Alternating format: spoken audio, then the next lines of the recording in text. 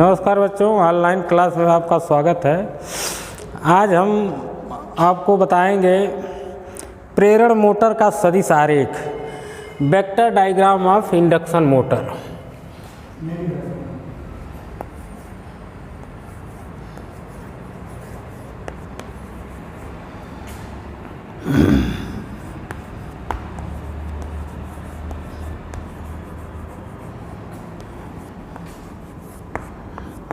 Induction motor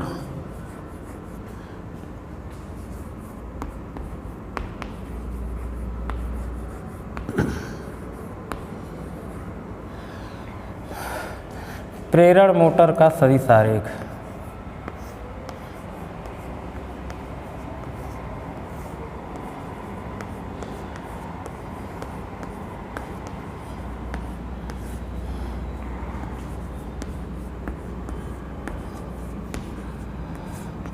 सदिश आरेख खींचने से पहले हम आप लोगों को इंडक्शन मोटर का तुल्य वैद्युत परिपथ बताएंगे, तब आप लोग जो है उसी के आधार पे हम सदिश आरेख खींचेंगे। यह आपका जो है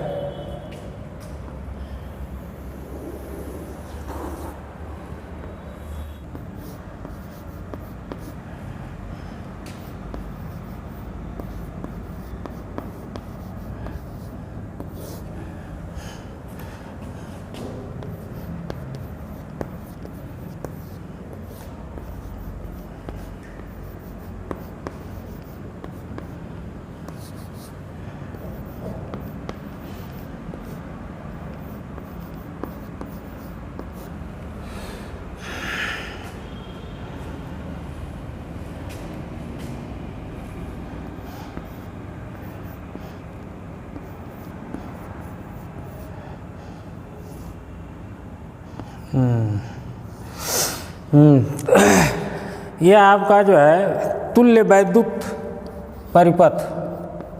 क्या है यह? तुल्य वैद्युत परिपथ।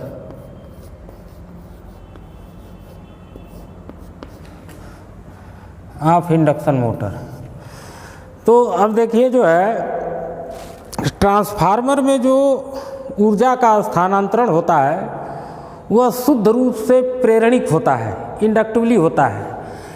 यानी कि जो ट्रांसफार्मर की तरह इसमें भी जो है स्टेटर यानी प्राथमिक कुंडलन और रोटर द्वितीय कुंडल, यानी कि हम इस इंडक्शन मोटर को जो है एज एक ट्रांसफार्मर जो है मान सकते हैं। जैसे आप देखिए V1 हम जब प्राथमिक सप्लाई देते हैं तो उसके द्वारा जो फ्लक्स उत्पन्न होता है प्राइमरी साइड में, तो उस प्राइमरी साइड का जो फ्लक्स है वह प्राइमरी में भी लिंक होता है और सेकेंडरी में भी। तो प्राइमरी में जो E1 वोल्टेज जो है सेल्फ इंड्यूस के द्वारा उत्पन्न होता है, जिसको हम क्या कहते हैं काउंटर EMF या विरोधी विद्युत वाहक बल, क्योंकि यह E1 जो है V1 का अपोज करता है। और सेकेंडरी में जो लिंक होता है, लिंक होने से जो विद्युत वाहक बल प्रेरित होता है वो होता है ER। यह जो है म्यूचुअली इंड्यूस होता है। यानी कि हम जो है जिस तरह से ट्रांसफार्मर के प्राइमरी में E1 इंड्यूस होता है सेल्फ इंड्यूस की वजह से, और सेकेंडरी में जो है E2 इंड्यूस होता है म्यूचुअल इंडक्शन के द्वारा, तो हम ट्रांसफार्मर को भी एज ए इंडक्शन मोटर को भी एज ए ट्रांसफार्मर मान के जो है इसका सदिश आरेख खींचेंगे। अब देखिए V1 जो वोल्टेज हम देते हैं, यह आपका R1 जो है, यह जो है प्राइमरी यानी स्टेटर का प्रतिरोध प्रतिफेज, X1 स्टेटर का प्रतिघात प्रतिफेज, और जो है यह जो आपका I0 जो है यह दो भागों में डिवाइड हो जाती है। एक होता है IW जिसको हम क्या कहते हैं क्रियाशील एक्टिव कंपोनेंट। यह क्या कार्य करता है? यह जो कोर हानि है, जो लव हानियाँ है, उसमें जो है खर्च हो जाता है। दूसरा कंपोनेंट होता है आपका I म्यू। यह जो है एयर गैप के बीच जो है फ्लक्स उत्पन्न करने के लिए, कोर में जो फ्लक्स उत्पन्न होता है एयर गैप के बीच, ये आपका देखिए एयर गैप है। इस एयर गैप में जो फ्लक्स उत्पन्न होगा वो इसमें जो आई म्यू खर्च हो जाती है। एयर गैप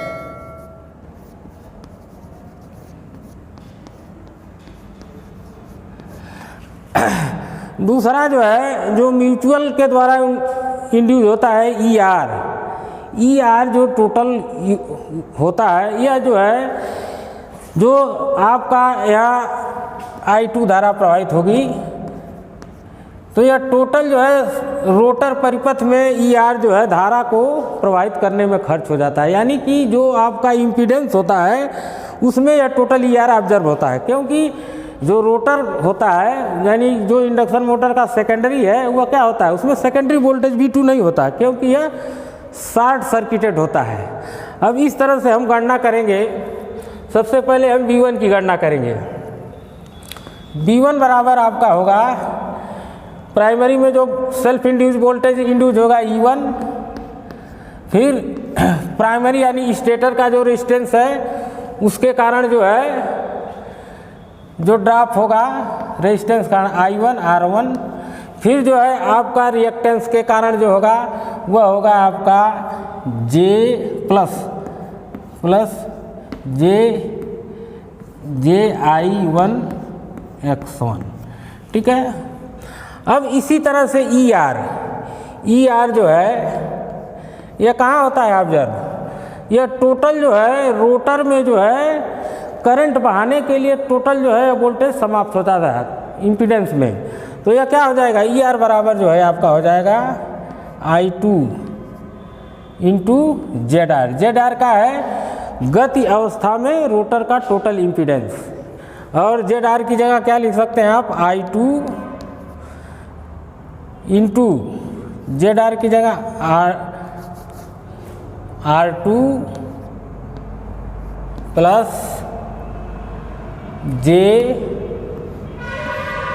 JSX2, यानी कि यह हो जाएगा I2 into √ R2 square plus SX2 का होल स्क्वायर।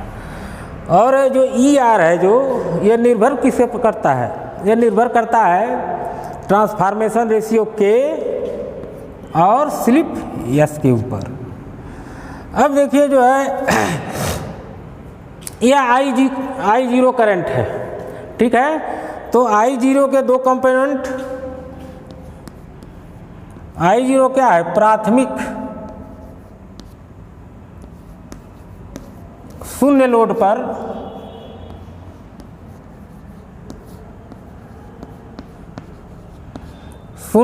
पर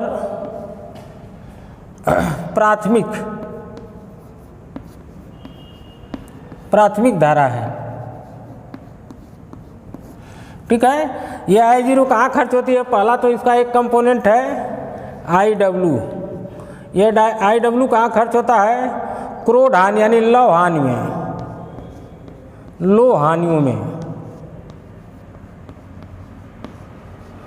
हानियों में खर्च हो जाता है।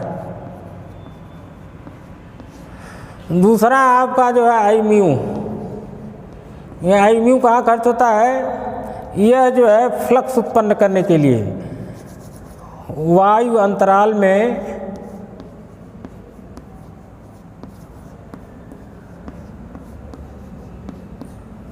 फ्लक्स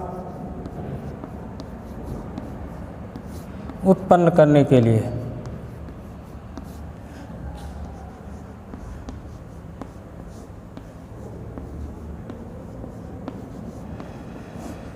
ठीक है, अब जो है चूंकि देखिए जो ट्रांसफार्मर होता है उसमें जो I0 होती है, I0 धारा का मान होता है लगभग जो है फुल लोड का लगभग 1%।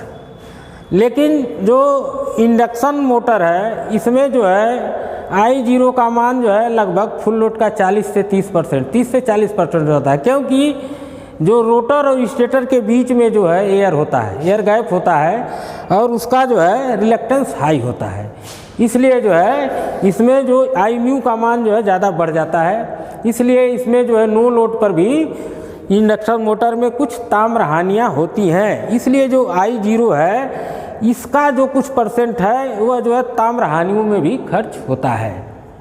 ठीक है, अब इसके अनुसार जो है हम इस वैद्युत परिपथ के अनुसार जो है इंडक्शन मोटर का जो है हम सभी सारे खींचेंगे।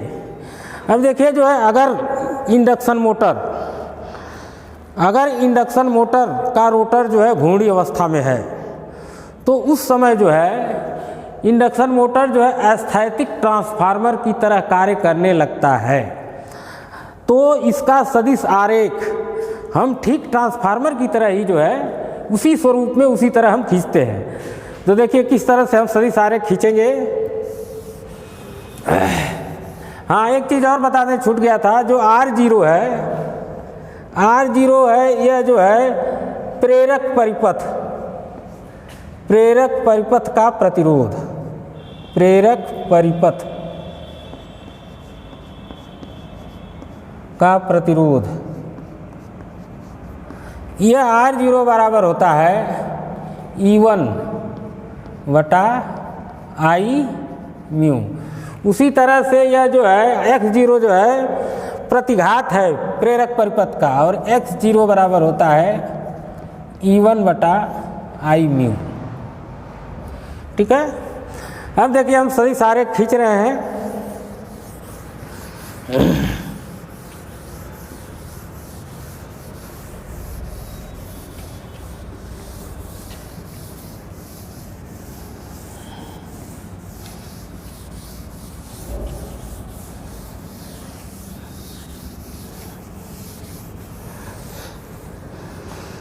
देखिए जो है ट्रांसफार्मर का सदिश आरेख, जैसा कि आप लोग जानते हैं पहले से कि सदिश आरेख हम जो है सेकेंडरी साइड से शुरू करते हैं। ठीक है, उसी तरह से इंडक्शन मोटर का भी सदिश आरेख हम सेकेंडरी साइड से शुरू करेंगे।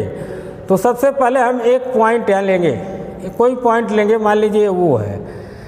अब यहाँ से चूँकि सेकेंडरी साइड में कोई टर्मिनल बोल्टा V2 नहीं होती क्योंकि सेकेंडरी साइड शॉर्ट होता है, इसलिए हम सेकेंडरी साइड में करंट I2 से शुरू करेंगे। यानी यह सेकेंडरी साइड में करंट I2 सबसे पहले खींचेंगे। ठीक, अब जो है सेकेंडरी साइड यानी कि जो रेजिस्टेंस के कारण ड्रॉप R2 के कारण हो रहा है यह इसी के फेज में I2 के फेज में ही होगा। यानी कि यह कहाँ होगा, यह इसी के फेज में, यह क्या होगा I2 R2 ड्रॉप। अब जो है प्रतिघात यानी इंडक्टेंस के कारण जो है रोटर में क्या लॉस होगा, वो कहाँ होता है 90 डिग्री होता है। किससे, इस रेजिस्टिव ड्रॉप से 90 डिग्री पे होगा। यह क्या होगा आपका I2 X2। ठीक, अब इस बिंदु से आप जो है मिला देंगे इसको। जब इसको मिलाएंगे तो यह हमारा वोल्टेज ER प्राप्त हो जाएगा। यानी कि जैसा हम बताए थे आपको कि ER बराबर जो है I2 ZR, तो यह क्या है, इन दोनों का योग क्या है ZR, I2 ZR। अब जो है हम इस ER को जो है अब चलेंगे प्राइमरी साइड में, इसको हम जो है बढ़ाएंगे ER को ठीक इसी डायरेक्शन में, जिस डायरेक्शन में है यह, इसको हम ऊपर बढ़ाएंगे तो हमको क्या मिलेगा, ये आपका E1 मिलेगा जो प्राइमरी साइड में है E1। ठीक, अब E1 से जो है E1 से 90 डिग्री पर इस बिंदु से वो से आप जो है 90 डिग्री पे खींचेंगे फ्लक्स। यह क्या है आपका फ्लक्स 90 डिग्री पे। अब जो है यह जो सेकेंडरी आपका I2 है इसको हम सीधा बढ़ाएंगे।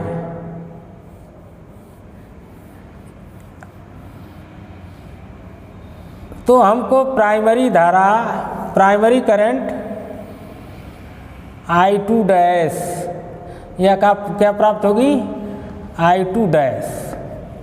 ठीक, अब जो है E1 से यह देखिए आपका एंगल हो जाएगा φ2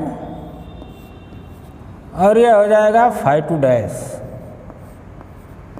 अब इससे E1 से जो है हम φ0 डिग्री का कोण लेके हम धारा जो है I0 नो लोड प्राथमिक धारा, इसको I0 को खींचेंगे, ये I0 होगा। ठीक है, जैसा कि हम आपको वैद्युत तुल्य परिपथ में दिखाए थे, I1 बराबर जो है I0 प्लस I2 डैश था, तब इन दोनों का हम वेक्टर सम करते हैं। वेक्टर सम करेंगे तो यह रेखा जो हमारी जाएगी यह पैरेलल होगी I2 डैश की, और यह रेखा हमारी जो होगी यह होगी पैरेलल, इधर पैरेलल होना चाहिए, यह पैरेलल होगी I2 डैश की, और यह जो है पैरेलल होगी रेखा I0 की। अब यहाँ से हम मिला देंगे, यह जो आपका बनेगा यह मिलेगा आपका I1, यह आपका क्या है I2 डैश यह, और यह I0। ठीक, अब जो है हम प्राइमरी साइड में जो रेजिस्टेंस के कारण जो है वोल्टेज ड्रॉप हो रहा है उसको दिखाएंगे। वो हम दिखाएंगे क्योंकि प्राइमरी साइड में है तो इसको हम E1 के पैरेलल खींचेंगे। E1 कहाँ है, I1 के पैरेलल। अब देखिए यह जो I1 के पैरेलल, यह रेखा I1 के पैरेलल जाएगी, यह आपकी हो जाएगी I1 R1 ड्रॉप। अब देखिए जो है इससे 90 डिग्री पे, इससे आपका 90 डिग्री पे यह ड्रॉप होगा, वोल्टेज ड्रॉप I1 X1। ठीक, अब इसको जो है आप लाइए यहाँ वो बिंदु पे मिला देंगे, यह आपका वोल्टेज V1। जैसा कि हम वैद्युत तुल्य आरेख में दिखाए थे, V1 बराबर क्या था, E1 plus I1 R1 plus J I1 X1। यह आपका प्राइमरी वोल्टेज मिल गया। अब देखिए जो है, अब आप इसको भी दिखा सकते हैं, जो I0 के दो घटक हैं, कौन दो घटक थे, IW और Imu, यह इनका भी आप जो है सदिश योग वेक्टर खींच सकते हैं। तो यह वाला जो पार्ट होगा यह आपका शो करेगा IW वर्किंग कंपोनेंट, और यह जो आपका भाग होगा वह होगा Imu। ठीक, इस तरह से, और यह एंगल होगा V1 से, यह E1 से यह होगा φ1। इस तरह से आपका इंडक्शन मोटर का वेक्टर डायग्राम कंप्लीट हुआ। ठीक, तो हम इसको सेकेंडरी साइड से ही खींचते हैं। ठीक, नमस्कार।